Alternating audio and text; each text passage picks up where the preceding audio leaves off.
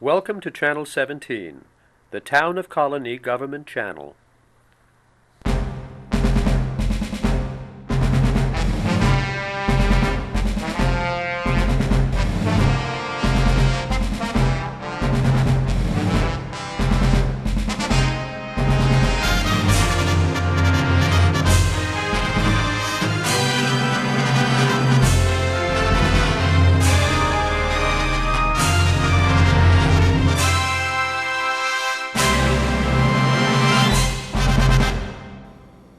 All right, well, welcome to So Many Books, So Little Time. My name is Joe Nash. I'm here with Zina, Shevchik. We are both librarians here at the Colonie Library.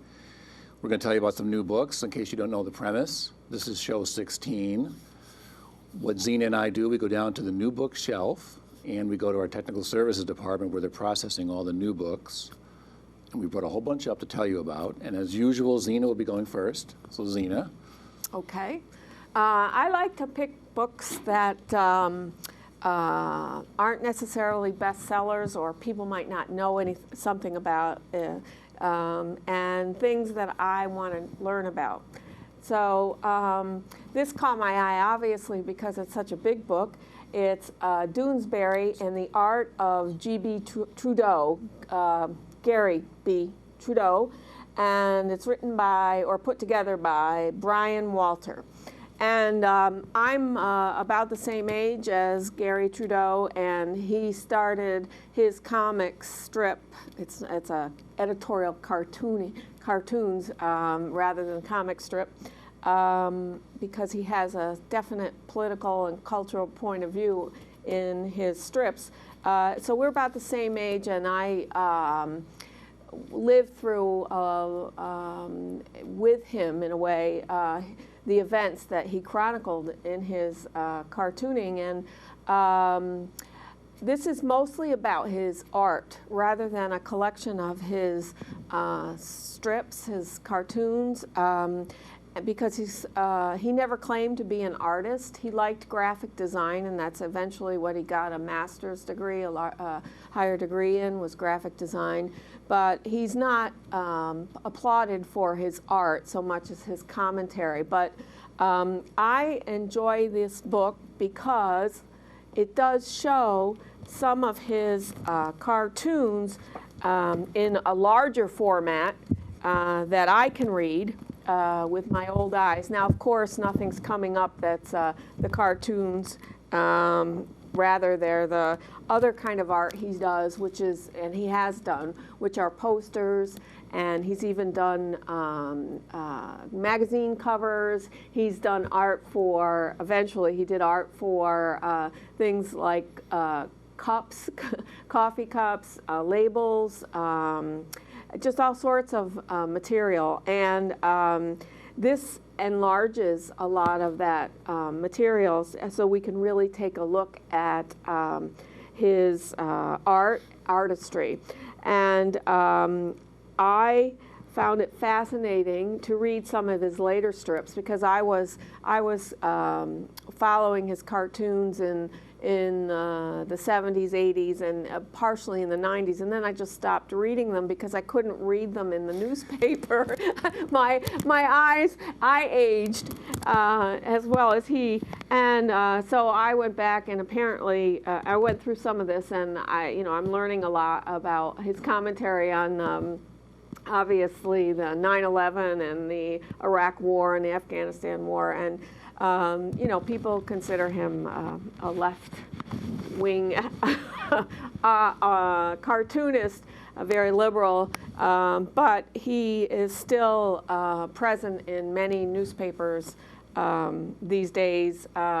There's a long biography of him at the beginning, and there's a commentary by him at the very end about what he foresees for the future.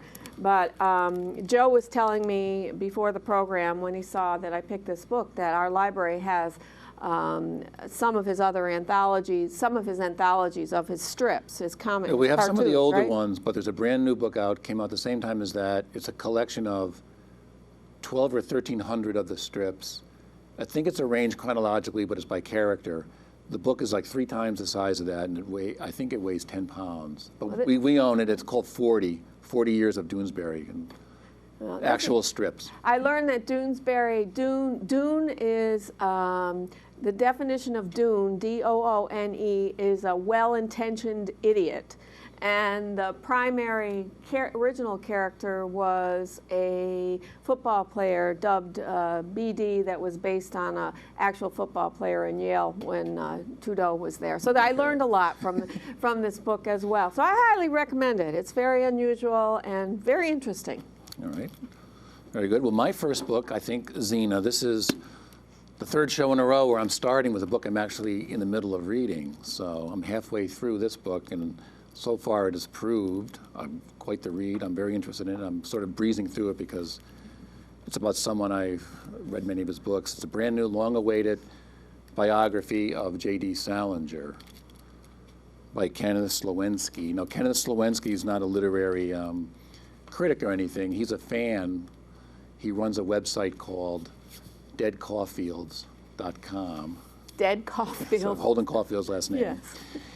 And he took him 8 years to read this, 8 years to write this book, and it's extremely interesting. You know, a lot of, as everyone knows, J.D. Salinger, in around the early '60s, lived in New Hampshire in seclusion and never gave any interviews and never was really seen out. He wasn't really a recluse. He went and did things, but he just had no contact with the media or anything.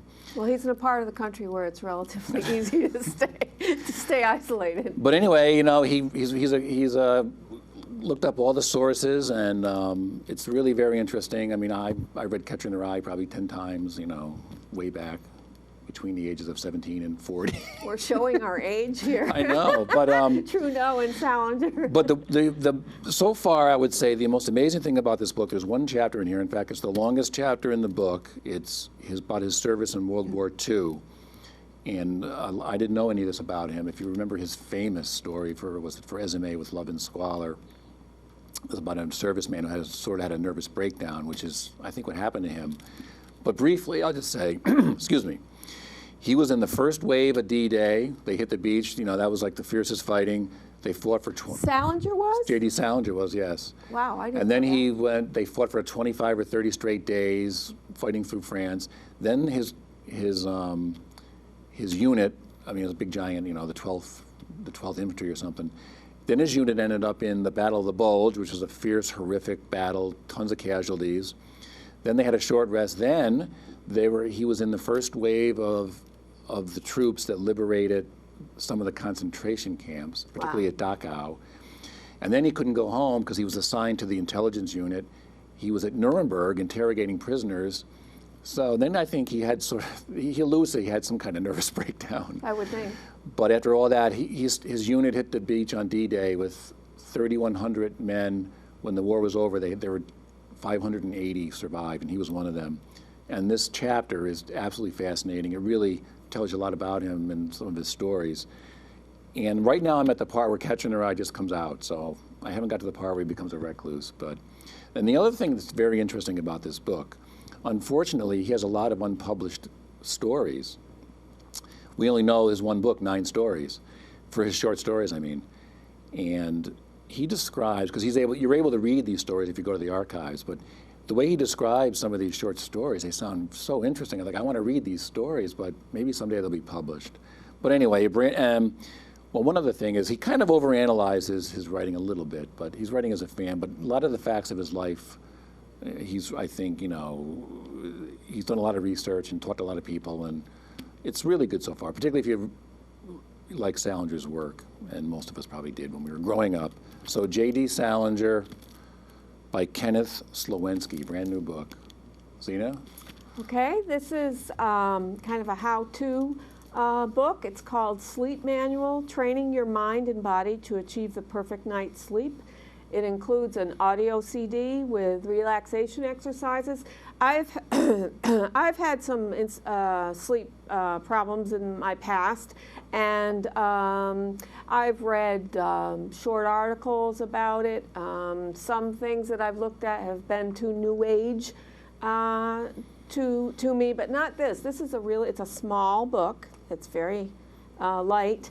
And it's very easy to read, and it's very clear, and it's written by a sleep specialist at the University of Rochester. There's a sleep institute there, and I found it, I learned a lot by reading this book, and she does talk about the science of sleep. I said she, it's Wilfred, it's actually a man, but I see Winifred, but it's Wilfred, it's a man. The science of sleep, how you figure out what your problem is. It tells you exactly what insomnia is and what the effects of insomnia can be. And then it provides charts and tables for you to use to try to assess what your problem is. It shows different examples of what could be stressors in your life causing the insomnia or other kinds of sleep disorders. And I found it very, very helpful. It's written in a simple manner. The writing, I think anybody would find it appealing. It has a lot of visual examples of exercises and the kind of structural impairments that could be causing some kind of sleep disorders. But it's not so psychoanalytical. It's more using the biorhythms of your body, learning about them and figuring out how to set the right rhythm in your life to get a good night's sleep. But it also, as I said, talks about some physiological problems, including obesity and that kind of thing, but other things. I found it fascinating and very, very helpful. Sleep Manual by Wilfred Pigeon, doctor in Rochester, Training Your Mind and Body to Achieve the Perfect Night's Sleep. Okay. Joe. Now, this could be a first for us, Zina. A poetry book, not one author. This is a collection. A nice cover, too. It's called The 100 Best African-American Poems, and then there's a little sub thing beneath, but I cheated because there's more than 100. And the editor is Nikki Giovanni, probably the most famous African-American poet we have at the moment. And this is a collection that goes all the way back to like Harlem Renaissance days, or the whole 20th century up to current. Tupac Shakur is in here, so it really spans all of African-American history. Gwendolyn Brooks, Langston Hughes, Amarai Baraka, Leroy Jones was his original name. Some of Nikki Giovanni's poems are in here. And it also has, along with it, let me see if I can find some more. I don't know too many of these some of the Harlem Renaissance names I recognize, but anyway, 100 poems. It also has a CD with it, with many of the poets reading their own work. And there's some archival things from some poets way back reading, I think from the Library of Congress. So that's why I think she says the 100 best African-American poems, but I cheated, because I think when you combine what's in the book with what's on the CD, it comes out to over 100. So some of the readers are, one of the readers is Ruby Dee, who was the narrator of Their Eyes Were Watching God, one of the greatest audiobooks ever. And Elizabeth Alexander, Marilyn Nelson, Sonia Sanchez. I don't recognize too many of these. Show the cover. I really like the cover. Very nice cover. It's beautiful. And since this is Black History Month, I thought I would bring this book up. I was skimming through it. I read some of it. Some very interesting poems in here from all aspects of African-American life and everything, so looks pretty good. I think the CD is marvelous, because yeah, to people who find reading poetry difficult or feel like it's something not totally pleasurable, or they can't understand it, sometimes when you listen to a good actor doing it, or the writer doing it. Yeah, well, she says, I think in the first sentence in the introduction, poems are made to be listened to be read aloud, so. The 100 Best African-American Poems, but I cheated. Edited by Nikki Giovanni. Zina? Okay, I'm going back to something less literary. The Parent's Guide to Psychological First Aid, Helping Children and Adolescents Cope with Predictable Life Crisis. So this is more of a how-to encyclopedia for parents who are trying to help their children with psychological issues. And these aren't extreme issues. These are everyday issues. It could be how to get along with friends. It could be how to manage your time. I'll read some of the introduction, the table of contents. It goes from babies up to teenagers and people in college. Picky eating, sleep problems, starting a new school, helping children cope with ethnic, religious, and gender differences, homesickness, bullying, sportsmanship, siblings and step families, temper tantrums, conflicts with teachers. They even have a section on coping with the college application process. I thought I would have liked one of these when my children were living in my home. No, seriously, I think that this is written in a professional manner, but certainly it's straightforward, it's understandable. There's so many issues that are covered in a relatively short book that they don't spend a great deal of time with it. Again, with each issue, again, assuming that these are everyday kinds of problems that parents deal with their kids. And it's not flashy, it's not over-dramatized. They're not trying to market anything in this book, any particular way of approaching parenthood. They're kind of practical suggestions, so I highly recommend it. The Parent's Guide to Psychological First Aid, helping children and adolescents cope with predictable life crises. They call them life crises. It's more like stages of development. So I highly recommend it. It's edited by Gerald Kuchar. Okay, I never heard that term, psychological first aid. I know, I didn't mean to laugh there when you mentioned No, you didn't mean to laugh. You can have your daughters watch the show and see what they say about that.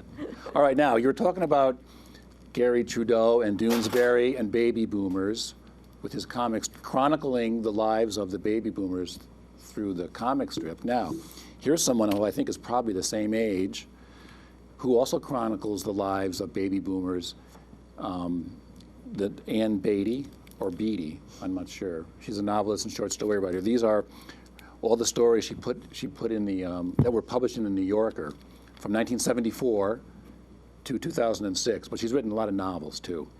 One of my favorite novels, Chilly Scenes of Winter, I don't know if you ever read that. Yeah. But Ann Beatty was one of the first to chronicle the lives of the baby boomers post 60s. Her first story came out in the early 70s, 1974.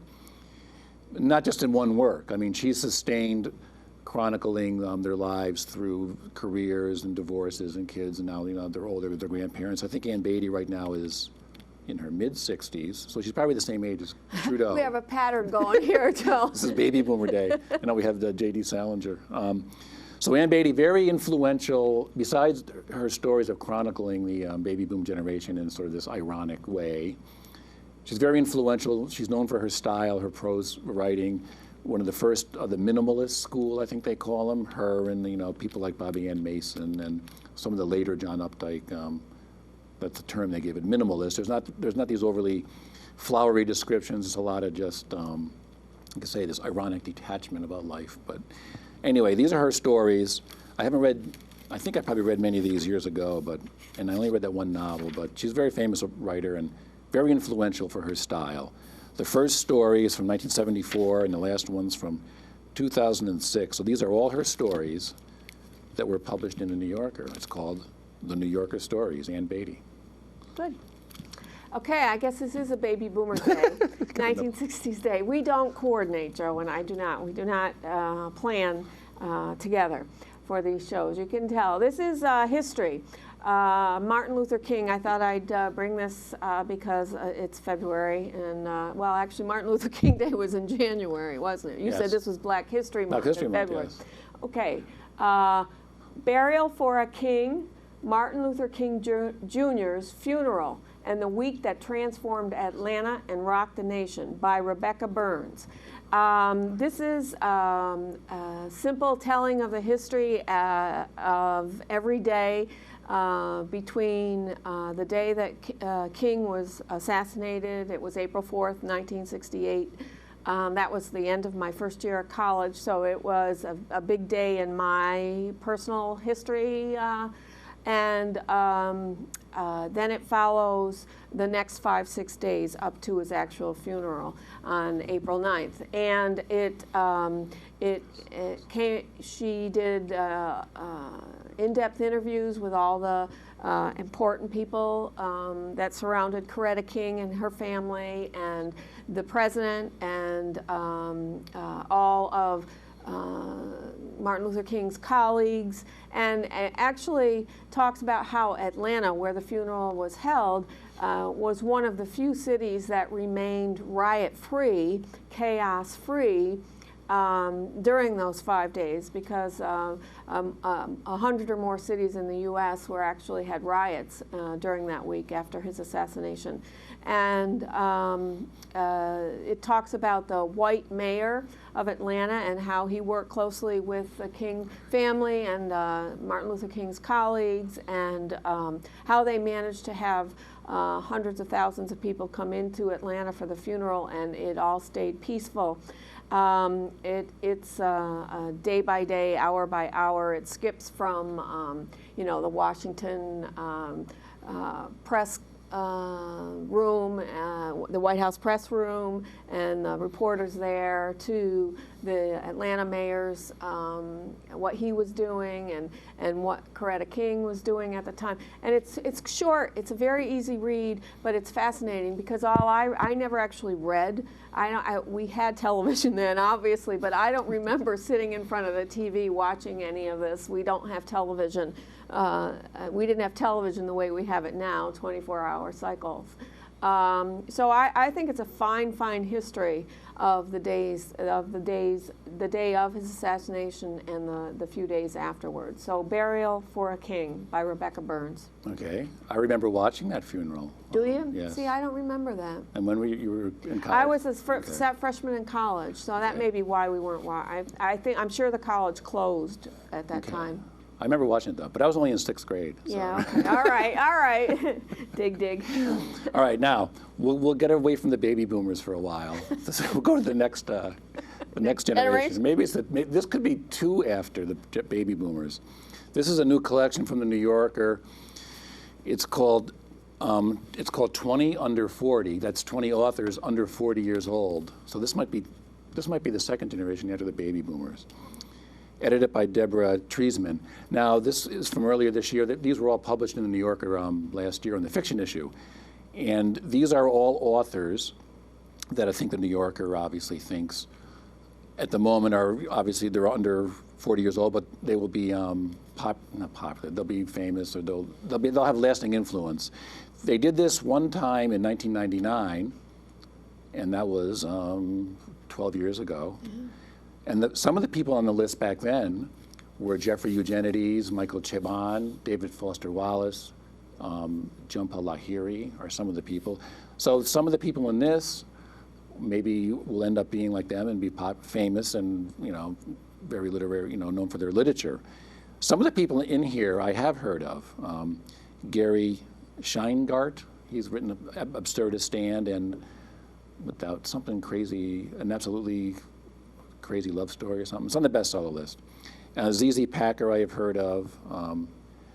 Nell Frudenberger I've heard of. Most of these authors I haven't heard of, and they're from all over the world. I think most of them live in America, but they're from all over the world. And I did read one story by an author who is of Afghan descent. It's about his father. It's a really good story.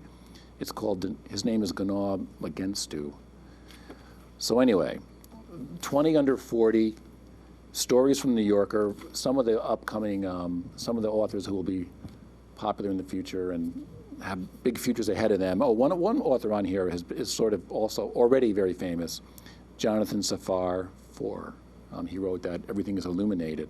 So you have a mixture of some already established writers with some young and up-and-coming writers, and just judging by the one story I read, it was really good. So some authors to look out for in the future.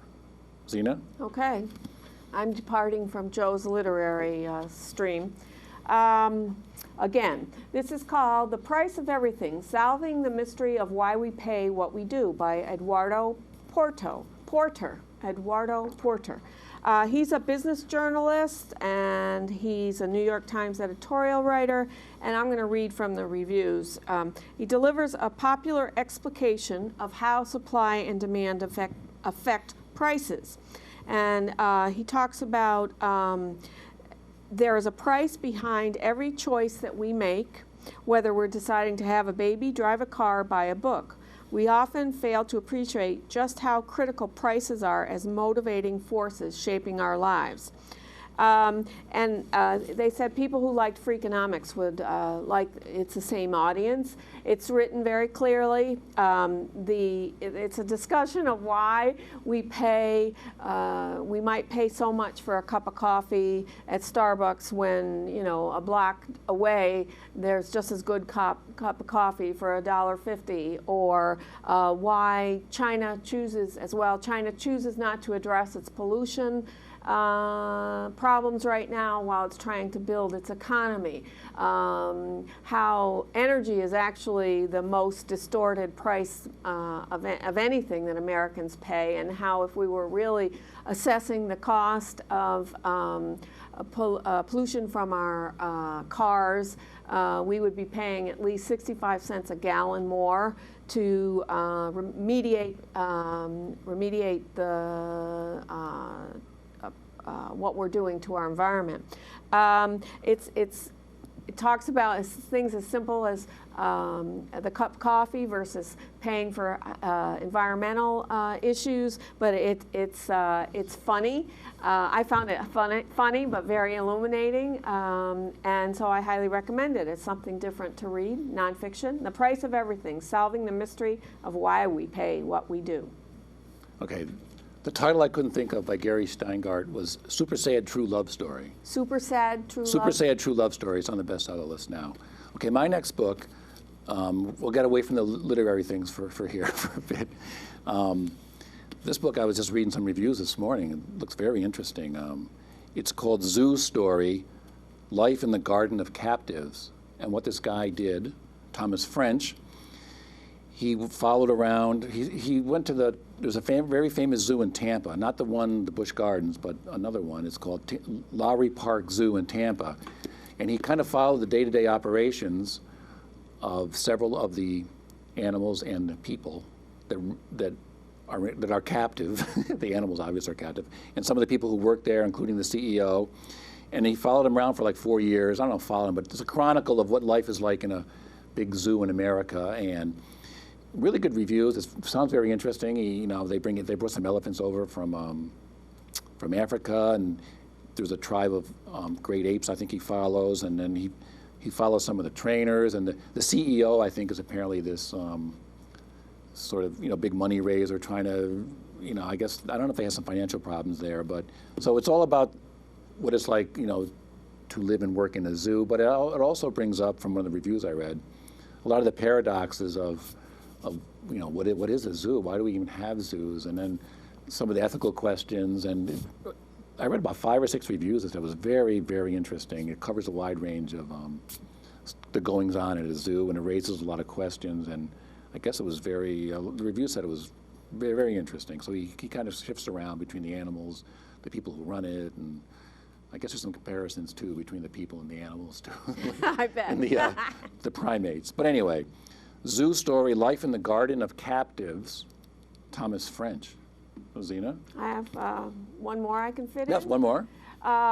This is just something very different that's personal interest to me. I thought other people out there, maybe your children or other relatives might be interested in. It's in our young adult section, but I think that anybody who's interested in Harry Potter or anything British or English might be interested. I'm in love with everything British, history, literature, but I have to admit that I've never read the Harry Potter stories. I've seen a couple of the movies. The Unofficial Harry Potter Cookbook. From cauldron cakes to Knickerbocker glory, more than 150 magical recipes for Wizards and Non-Wizards Alike by Donna Buchholz. Now, it says it's unofficial and unauthorized. It's not endorsed by J.K. Rowling, but it's a clever book. And when I went to travel to London last year, everybody before I went tried to tell me how terrible the food was there, and that's not what my experience at all. So some of the food in here is very British.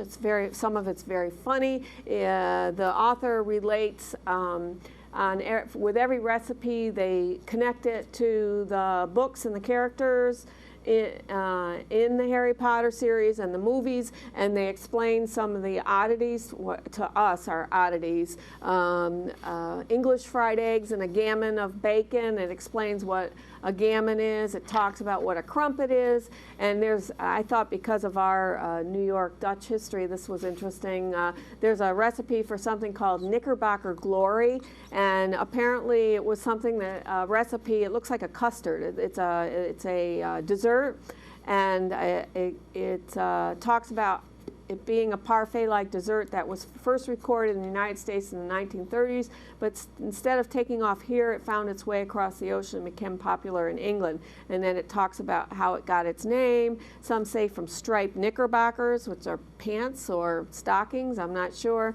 I don't think little children, I know little children can't possibly create these recipes, but with adult help they could. And so I learned a lot about Harry Potter and the characters from this book, and I think it's something very different. Peppermint humbugs, I have no idea what that is. The Unofficial Harry Potter Cookbook, it's in the young adult section and the cookbook cooking section 641, but I recommend it to any adult. Okay. Does it make you want to read the Harry Potter books? It makes me want to read the Harry Potter books. Really? And it makes me want to try some of these recipes too. The books are good. All right, I'll go quickly because we're near the end. This is an example. I'm going to show you two books by the same author. This is an example of a new book. It qualifies as new. Our show's about new books to the library, although these books are not new. They were printed, one's from the 50s and one's from the 60s. Now, they're both from the 60s, but one of them was originally written in the 50s. But anyway, this is an example of when we find what we call a hole in our collection. We probably owned these books years ago, but maybe they fell apart. But in the last couple of years, with all the overheated rhetoric in our political discourse, these two books and these terms, I always hear references to them either on the cable shows or in magazines and newspapers. And I was looking them up one day because I kept hearing people mention it. And I saw that we didn't own these books, but they're still available because they're very famous. They're both by Richard Hofstadter. He won the Pulitzer Prize, a very famous historian. These are his two most famous books. And when I give you the titles, you'll say that even though one was from the 50s, one's from the 60s, this one won the Pulitzer Prize. I'll tell you in a second. Both these books are still relevant today. The first one, The Paranoid Style in American Politics. It's all about, and both of these books, and the other one is Anti-Intellectualism in American Life. Both these books chronicle their subjects, Paranoid Style in Politics, Anti-Intellectualism, all the way back to colonial days, right up to when the books were published. But they're still relevant today if you read about these things, particularly Paranoid Style in American Politics. It's all about political cranks and zealots on both the left. So how things have not changed. on both left and the right. He was, and I think a lot of this is relevant today. You know, a lot of the book discusses how fringe groups can influence and derail the larger agendas of a political party. He means both. I think, you know, he actually has a whole chapter about Goldwater in here in '64. Anti-Intellectualism in American Life. I think the title speaks for itself. I wish I knew more about these books. I've read parts of them. I haven't read the whole thing, because I hope to read them now that we have them here. So, books that are still relevant today, both by Richard Hofstadter. The Paranoid Style in American Politics, which has a new introduction by Sean Willents, the political commentator, from 2007. So it's pretty up to date. And this is just the book. So if you hear these terms mentioned when you're watching the cable news and the magazines, if you hear the Paranoid Style and Anti-Intellectualism, we have the books now. So that's it for this time, and we'll see you next time on So Many Books, So Little Time.